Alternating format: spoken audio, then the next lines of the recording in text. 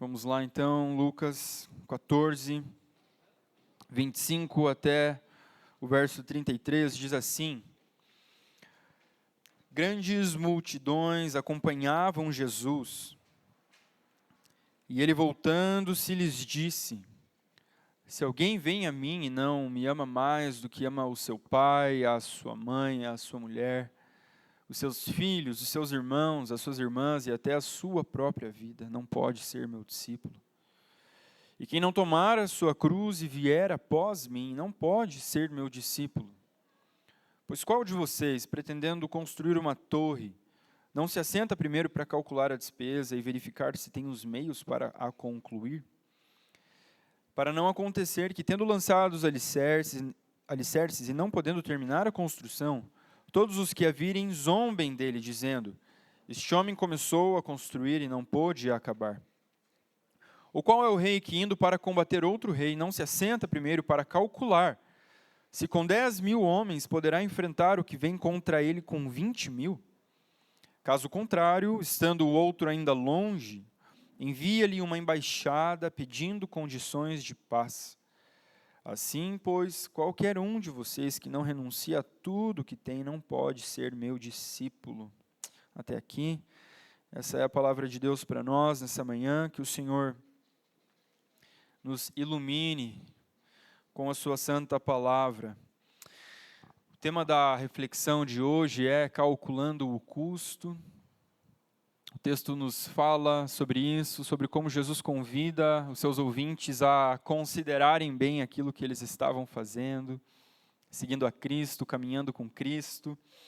E eu consigo pensar nesse convite de Cristo aos seus discípulos, à multidão, e fazer algum paralelo com esta estação litúrgica que a gente está entrando, o período da Quaresma, que é esse período para a gente se voltar para o nosso interior, reconhecendo a necessidade que a gente tem de Cristo, a necessidade que a gente tem de contrição, desse autoexame, de um arrependimento. É um momento onde Cristo nos convida para estreitarmos os laços, para estarmos mais perto, mais próximos dele, tomando cada um de nós a nossa cruz e seguindo Cristo, assim como ele vai caminhando com a cruz dele. Então eu quero pensar hoje com os irmãos sobre esse chamado de Cristo, esse chamado que nos atrai para perto. Esse é o desejo dele, formar discípulos. Jesus não tem compromisso com a multidão, com aqueles que estão à margem, com aqueles que estão mantendo aquela distância segura. Ele não se impressiona com as multidões, com os elogios, com a fama dele que crescia. Ele fita aqueles homens e mulheres e os convida para perto, e os convida para estes laços mais estreitos.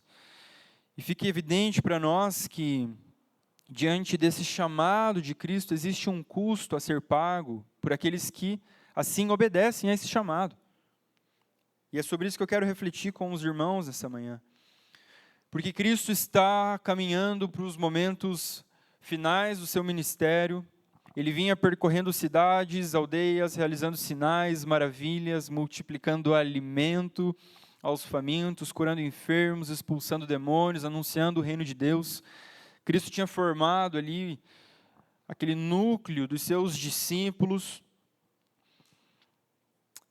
E além dos discípulos, também aquela multidão o acompanhando. Porém, Cristo estava caminhando rumo a Jerusalém, o lugar onde ele seria entregue às autoridades, onde ele seria rejeitado, onde ele seria traído, onde ele seria escarnecido, humilhado e morreria uma morte de cruz. Então, sabendo disso, sabendo que a sua hora era chegada, que este momento se aproximava, ele convida aquela multidão a pensar, a refletir um pouco sobre o custo que é estar ali com ele, sobre o custo que é segui-lo e segui-lo até o fim. E a gente observa nesse texto que Jesus apresenta aqui 3 condições àqueles que desejam segui-lo. Vocês precisam me amar, vocês precisam sofrer comigo, tomar a cruz de vocês, me seguirem, e vocês precisam renunciar a tudo o que vocês têm. É necessário amar, sofrer e renunciar. Então, a partir disso, eu quero refletir com os irmãos esse texto. Primeiramente, pensando que seguir a Cristo custa todo o nosso amor. No verso 25, o evangelista relata para nós que grandes multidões acompanhavam Jesus. E ele, voltando-se, lhes disse: se alguém vem a mim. Por 2 vezes o Senhor Jesus usa essa expressão, se alguém vem a mim, ou se alguém vier após mim. E é importante nós começarmos do início de tudo. A vida cristã, a caminhada do discípulo, tudo começa com um chamado. Vir a Cristo não é um movimento que parte do nosso coração em direção a Ele. Irmos a Cristo não é uma iniciativa própria. Jesus disse que ninguém vem a Ele se antes o Pai não o trouxer. Ir até Cristo, vir até Cristo, tudo começa com um chamado, com uma vocação do próprio Senhor. O que é um baita de um privilégio. É uma obra da graça do Senhor. Nenhum de nós, nenhum ser humano na história foi digno deste chamado. Nenhum mereceu essa vocação. Ninguém tem méritos em si suficiente. Ninguém é bom o bastante para que Jesus se agrade e o chame para caminhar perto. A narrativa dos evangelhos fica evidente para nós que Jesus chama aqueles que nada são. Deus escolhe as coisas loucas, as coisas desprezíveis do mundo. Então, sermos chamados pelo Senhor para essa proximidade é obra da graça, é um privilégio. E é importante colocarmos isso em ordem. Cristo é quem chama. Cristo é quem chama e Ele mesmo, em sua soberania, é aquele que gera fé no nosso coração para obedecermos a esse chamado, para obedecermos a essa vocação. Cristo nos chama e Ele nos dá os recursos necessários para respondermos a Ele com fé e com obediência. E após isso, então, vem o arrependimento, e após isso vem amá-lo acima de tudo, sofrer com Ele e renunciar todas as coisas que nós temos. Tudo começa com um chamado. Enquanto eu pensava ainda de manhã sobre esse texto e na data em que nós estamos, eu fui lembrado de que foi há 14 anos atrás que o Senhor deu um basta na minha vida. Ele falou: para, chega. Eu não estava fazendo nenhum absurdo, mas eu estava longe do Senhor, como é a condição natural de todos aqueles nascidos de mulher. Longe do Senhor. A palavra diz que nós éramos inimigos dele, nós estávamos como ovelhas desgarradas. E foi interessante pensar e refletir, 14 anos atrás eu recebi esse chamado interno, este chamado eficaz, este chamado que é irresistível. Sim, ao longo das nossas vidas nós somos expostos às verdades de Deus. A natureza nos revela sobre Deus, nós temos este senso de que há um Deus a quem um dia todos vamos prestar conta, mas existe um dia, que é o dia D, um dia específico, que é o dia onde o Senhor decide chamar-nos pelo nosso nome, dentro do nosso coração, e mudar completamente o curso da nossa história, e glória a Deus por isso, meus irmãos. Se não sabe Deus onde eu estaria 14 anos depois. Lá no porão, no pilarzinho, nessa igreja, tudo muito simples. E foi a primeira vez, apesar de ter crescido na igreja, talvez até como estes aqui, judeus, eles estavam vendo a Cristo, mas eles estavam como uma multidão, sem compromisso, longe. Pela primeira vez na minha vida eu tive uma convicção profunda de pecado. Uma convicção, gente, isso não é gerado por mim. Eu fui a convite de um amigo da banda que a gente tinha. Era a conferência Prayer Carnival. Estava o Átila da Caverna de Adulão, outros irmãos, o pastor Davi, que até então estava na Presbiteriana Central, agora acho que ele se mudou. Gente, um ambiente muito simples, mas tomado da presença de Deus, de um temor, de uma reverência, de muita graça, e foi isso que eu experimentei no meu coração. Como um Deus tão bom podia me chamar para pertencer a Ele, tendo eu tantos pecados, tendo eu tanta coisa errada dentro do meu coração, estando eu afundado em tantas práticas, em tantos vícios. Glória a Deus porque Ele me barrou, Ele levantou uma parede diante de mim, Ele falou: agora chega, agora você é meu. E é óbvio que isso custa, meus irmãos, isso custa toda a nossa vida. Mas diante da graça, do privilégio que é termos sido chamados por Ele, todo o custo é minimizado. As coisas não ficam tão pesadas assim. Se nós temos a percepção da obra de graça de Deus para com as nossas vidas, nós então somos habilitados a fazer aquilo que Cristo exige de nós. Ele diz: se alguém quer vir a mim e não me ama mais que seu pai, sua mãe, mulher, filhos, irmãos, irmãs e até a própria vida, não pode ser meu discípulo. Simplesmente não tem jeito de ser discípulo de Cristo sem amá-lo. Mas a gente não dá conta de amá-lo se a gente antes não receber do amor dele. Essa é a ordem, ele nos ama. Este amor nos constrange, esse amor nos humilha, esse amor nos coloca de joelhos como quem precisa de misericórdia. E então a nossa resposta é, com fé e obediência, irmos até Ele e o seguirmos. E amarmos Ele mais do que mãe, pai, irmão, irmã, filho, marido, mulher, e do que a própria vida.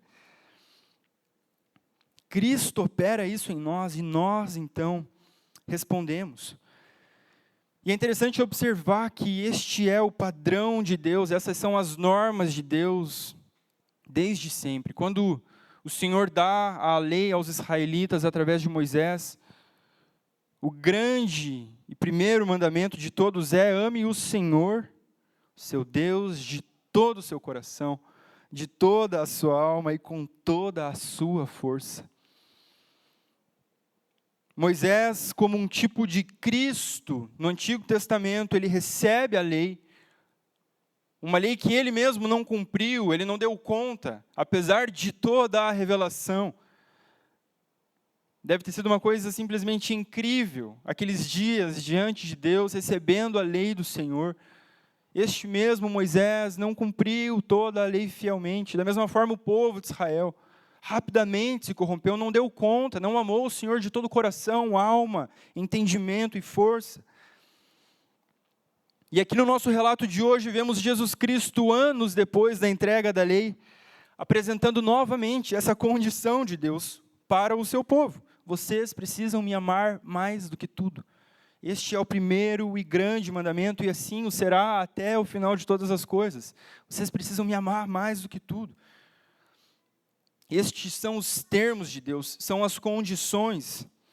Então, se vocês não me amarem mais do que tudo, vocês não podem ser meus discípulos. Vocês podem me ver de longe, se beneficiar de alguma forma, encaminhar próximos a mim, mas vocês não podem ser meus discípulos.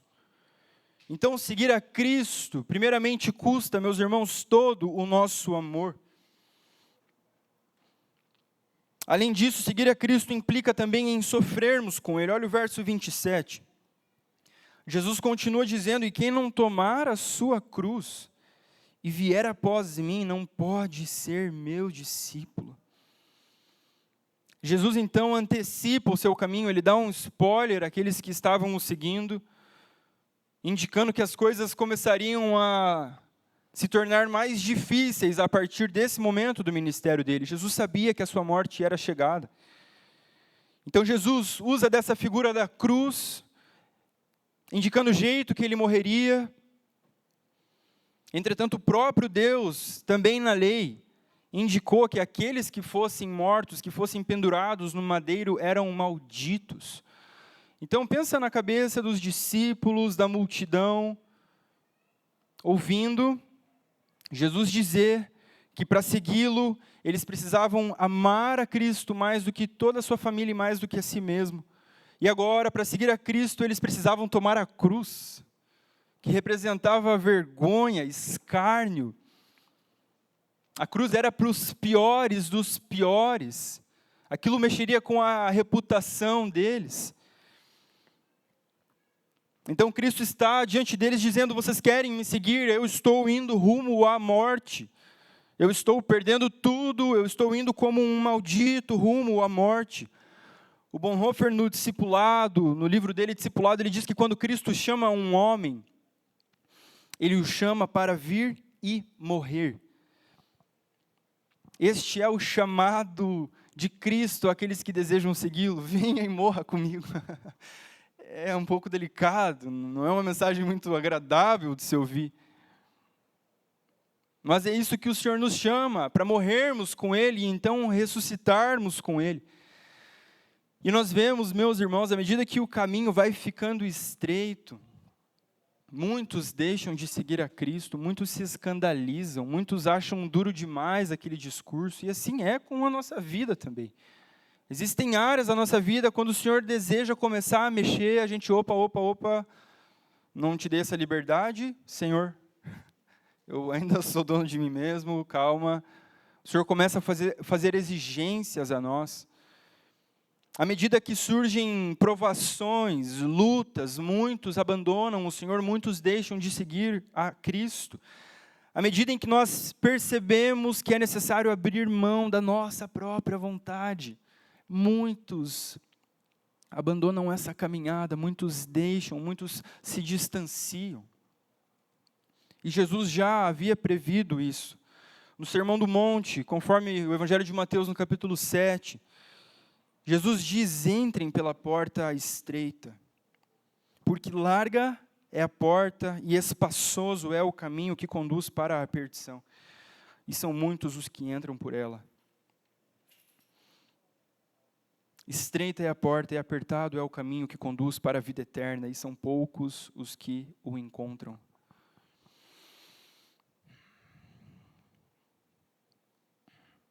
Esse é um bom indicativo para nós fazermos este autoexame nesses dias, para nós olharmos para o nosso coração. O que o Senhor está exigindo de nós? Onde a gente está sendo esfolado? Gente, é uma porta estreita, você não caminha tranquilamente, sabe? Como quem vai cantarolando. É um caminho estreito, é custoso, o Senhor vai nos aparando as arestas, Ele vai nos lixando, Ele vai nos transformando, Ele vai trabalhando em nós. O caminho fácil, o caminho largo, a porta larga, espaçoso, é um caminho para a perdição. E Jesus diz que são muitos os que entram por ela. E aqui está Jesus diante de muitos, diante de uma multidão. Não apenas pensando numa multidão como aquele número incontável de pessoas, mas se a gente pensar no que significa a multidão, a postura do coração deles, aqueles que estão longe de Cristo e dos discípulos. Eles estão perto o suficiente para fazer parte daquele grupo, para se beneficiar de alguns milagres, para verem alguns mortos serem ressuscitados, para verem o pão e o peixe ser multiplicado, para verem os discursos incríveis de Cristo, aquele que é o rabi, que é o mestre maioral de todos, mas sem compromisso. Eles mantêm essa distância segura, então é a estes que Jesus se volta e diz: quem não tomar a sua cruz e vier após mim, não pode ser meu discípulo. Se você não me amar, você não pode ser meu discípulo. Se você não tomar a sua cruz, igualmente você não pode ser meu discípulo. Quem não deseja sofrer comigo, não pode ser meu discípulo.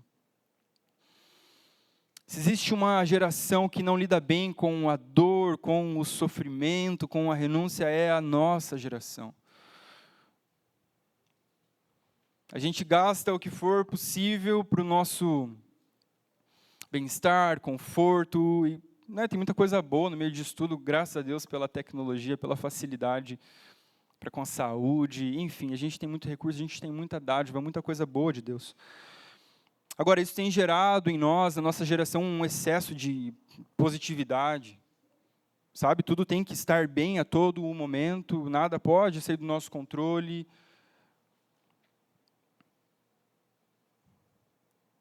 Se a gente pensar nas próprias liturgias, nos nossos cultos, nas nossas igrejas, normalmente a tendência é que o culto tenha como objetivo não elevar o nome de Deus, mas elevar as pessoas, te deixar para cima. A música precisa te deixar lá em cima. Uau! Que pedaleira massa daquele guitarrista, que efeitos incríveis, que luz, que fumaça. A própria palavra, o pregador tem que falar também de um jeito que te deixe para cima, porque, você está lá dedicando 1 hora da sua semana para ir à igreja, então o cara tem que... Manda bem. A mensagem, igualmente, precisa gerar em nós esse senso dessa positividade, de que as coisas vão avançar, de que a gente vai dominar, de que vai dar tudo certo. Agora, isso tudo gera uma aversão ao chamado genuíno de Cristo, ao discipulado, que é: vem e morra comigo. Gente, definitivamente isso não é cheio de positividade. Isso não é algo que nos deixa para cima, pelo contrário, é algo que nos coloca para baixo, é algo que nos humilha, é algo que nos faz nos dobrarmos diante do Senhor. A gente se depara com Jesus dizendo algo extremamente desafiador: quem não deseja sofrer comigo não pode ser meu discípulo. E por isso, então, ele convida os seus ouvintes a calcularem o custo. Olha no verso 28. Jesus, então, conta uma história àquela multidão: pois qual de vocês, pretendendo construir uma torre, não se assenta primeiro para calcular a despesa e verificar se tem os meios para a concluir? Para não acontecer que, tendo lançado os alicerces e não podendo terminar a construção, todos os que a virem zombem dele, dizendo: este homem começou a construir e não pôde acabar. Ou qual é o rei que, indo para combater outro rei, não se assenta primeiro para calcular se com 10.000 homens poderá enfrentar o que vem contra ele com 20.000? Caso contrário, estando o outro ainda longe, envia-lhe uma embaixada pedindo condições de paz.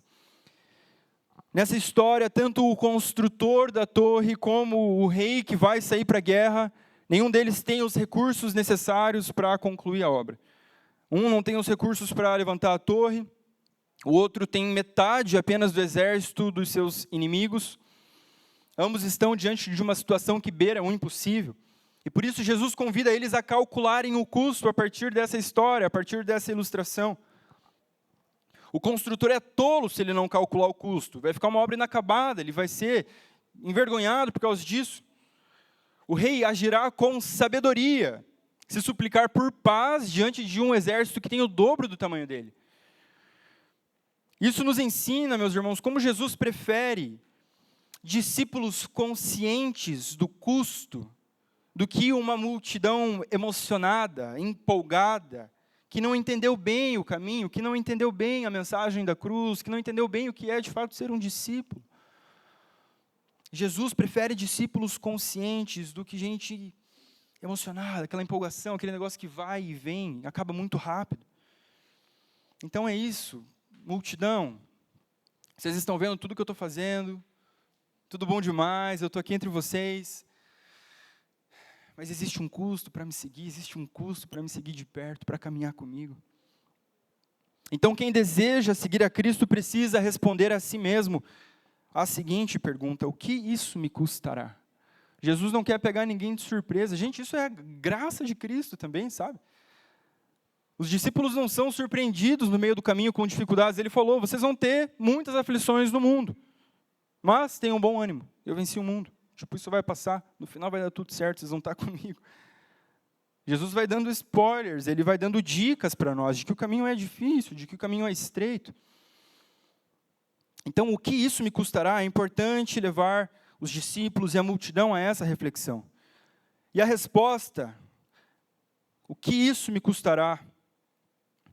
Seguir a Cristo custa tudo o que temos. Veja no verso 33, o que Jesus diz: assim, pois, qualquer um de vocês que não renuncia a tudo o que tem, não pode ser meu discípulo. Pela terceira vez, Jesus usa essa expressão: não pode ser meu discípulo, aquele que não me ama, aquele que não carrega a sua cruz e me segue, aquele que não renuncia a tudo que tem. Esse é o golpe final de Cristo. É a renúncia completa. É família, é todos aqueles que você ama, é a sua própria vida, é o sofrimento, é a sua reputação, é passar vergonha, talvez, por causa de mim. Esses discípulos aqui, essa multidão, eles sofriam um risco imediato, gente. Eles viviam debaixo da opressão de Roma. Muitos deles precisavam abandonar, literalmente, as suas famílias por terem se convertido à fé cristã, como acontece no Oriente Médio, por exemplo, em países que sofrem com perseguição religiosa. O custo para estes irmãos é altíssimo. Nós ainda estamos em ampla vantagem em relação a eles. Certamente temos os nossos custos, a nossa renúncia, cada um de nós, de um jeito particular, sabe aquilo que é necessário entregar, aquilo que Cristo está pedindo de você. E é importante a gente entender que Jesus Cristo, Ele é o nosso Salvador, é aquele que morre por nós, é aquele que nos compra e Ele é o nosso Senhor.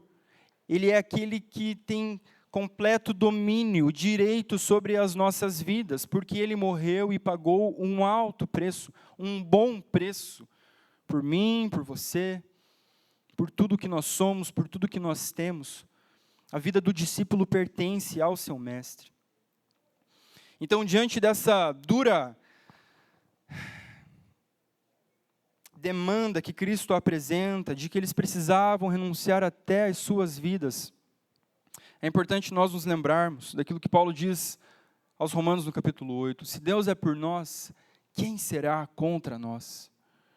Aquele que não poupou o seu próprio Filho, mas por todos nós o entregou, será que não nos dará graciosamente com Ele todas as coisas?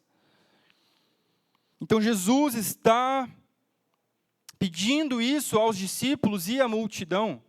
Vocês precisam esquecer de si, entregar-se completamente, renunciar-se a si mesmo, a sua vida, a tudo que vocês têm, porque vocês são meus.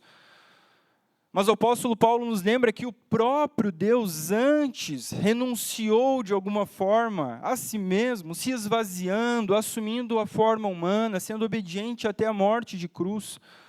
Cristo não nos pede algo que antes Ele não tenha feito por nós. E diante desse chamado para renunciarmos a tudo o que temos, essa mensagem nos dá a segurança de que se Deus não poupou o próprio Filho dele, o que será das demais coisas da nossa vida? Não vai nos faltar nada que a gente precisa de fato para viver a vida que o Senhor tem para nós. Ele nos dará graciosamente com Cristo todas as demais coisas. Então, diante de medos que a gente tenha em se lançar de maneira mais inteira ao Senhor, a gente precisa se lembrar, Ele não poupou o seu próprio Filho. Deus Pai, Filho e Espírito, unidos como uma família perfeita desde toda a eternidade, no conselho eterno, decidiram enviar Cristo para morrer por nós. Ele não poupou o seu próprio Filho. A palavra nos diz que ao Pai agradou esmagar o seu Filho. Gente, o que são as pequenas coisas da nossa vida, as pequenas renúncias, as pequenas entregas? Não nos faltará nada. O Senhor não nos deixará desamparados. E a prova disso é Cristo pregado na cruz. Por amor a mim, por amor a ti.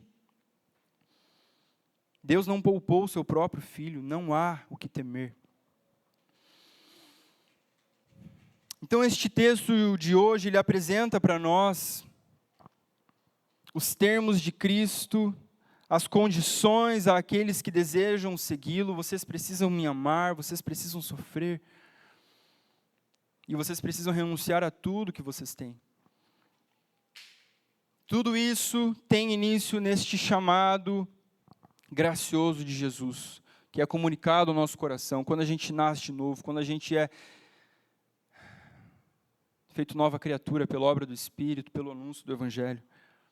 E a partir disso, Cristo nos apresenta essas condições. Com fé e obediência ao seu chamado, nós amamos, nós sofremos e nós renunciamos.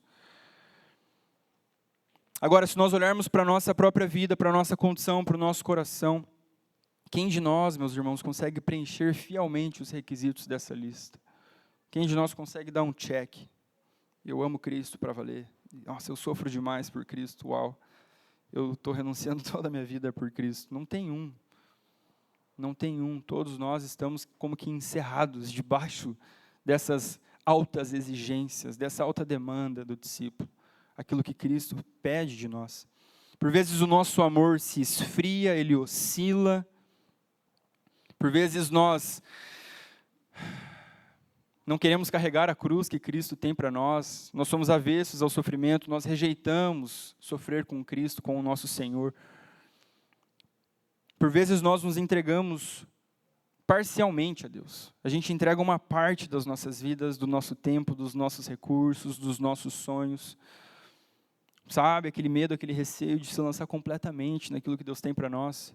Gente, esse é o nosso amor limitado, essa é a nossa entrega parcial. Este é o nosso sofrimento, é muito pequeno. É importante nós olharmos para a verdade de que apenas Cristo amou completamente. Aquilo que Cristo está exigindo dos seus discípulos, apenas Ele dá conta de fazer completamente. A lei que Deus deu por meio de Moisés ao povo de Israel, apenas Cristo a cumpriu completamente, apenas Cristo amou o Senhor de todo o coração, de toda a alma e com toda a força. Apenas Cristo sofreu a morte de cruz. Esse chamado que Ele faz aos seus discípulos, venham, neguem-se a si mesmos, me sigam, tomem a sua cruz, apenas Cristo sofreu essa morte suficiente, essa morte substitutiva. Apenas Cristo entregou tudo de si, apenas Cristo renunciou tudo que Ele tinha, meus irmãos. Então, em sua morte e ressurreição, Cristo inaugura a nova aliança. Cristo apresenta uma exigência, sim, aos seus discípulos que é alta demais, mas por causa da nova aliança no seu sangue, porque Ele fez de cada um de nós morada do seu Espírito, hoje nós somos habilitados a amá-lo como resposta, a sofrer com Ele como resposta ao seu sofrimento, a renunciarmos às nossas vidas, ainda que de maneira imperfeita, é isso que Ele quer, Ele se agrada disso. Isso faz o Pai feliz, de ver a cada um de nós com sinceridade, diante dEle, falando, Senhor, é isso, o meu amor é capenga, eu sofro pouco, eu sirvo pouco, faz 15 anos que eu não falo do Senhor para uma pessoa, mas venha do jeito que você está, é assim, é desse jeito sincero.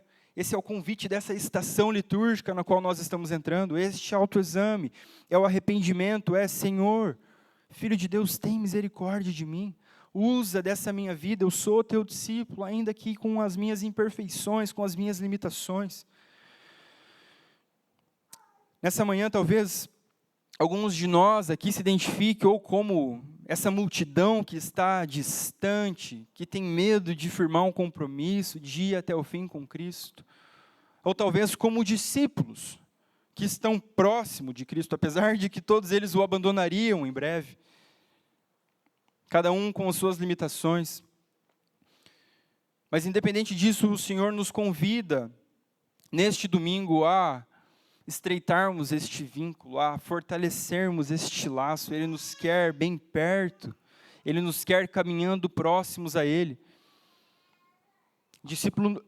Jesus nos chama como discípulos a tomarmos a nossa cruz e seguirmos a Ele. Sem vermos Cristo diante de nós, carregando a sua cruz por amor a nós, meus irmãos, a nossa cruz vai ficar pesada demais, vai ser muito difícil. Por isso que o discípulo caminha atrás do seu mestre, vendo o sofrimento do seu mestre, vendo o amor do seu mestre por cada um de nós. Hoje o Senhor nos chama para deixarmos a multidão, Ele nos chama para irmos até Ele. E a nossa resposta é uma resposta com fé, na verdade, que Ele está chamando a cada um de nós. Talvez seja a primeira vez que o Senhor está chamando a ti, falando dentro do seu coração. A cada um de nós cabe responder isso com fé e arrependimento. Com fé na maravilhosa notícia de que mesmo não merecendo, o Senhor nos chama para caminhar perto. É por isso que nós precisamos, meus irmãos, nos esvaziar, esquecer de nós mesmos. É por isso que cristãos jejuam. Não é um rito vazio, não é um negócio para parecer bonito, é para a gente se esvaziar de nós e sermos mais e mais cheios do Senhor. Só assim a gente vai conseguir amá-lo, sofrer e renunciar toda a nossa vida. Graças a Deus pelo seu Espírito que torna possível a caminhada do discípulo. O discípulo não caminha baseado na própria força, na própria devoção, na própria piedade. O discípulo definitivamente não caminha baseado no próprio amor que ele tem, no quanto ele consegue sofrer por Cristo. A gente vai como que agarrado atrás de Cristo, clamando por misericórdia, clamando para que Ele nos fortaleça. E Ele nos dá do seu Espírito para nos habilitar para essa caminhada do discípulo, para essa caminhada do discipulado, para a gente aguentar carregar a nossa cruz.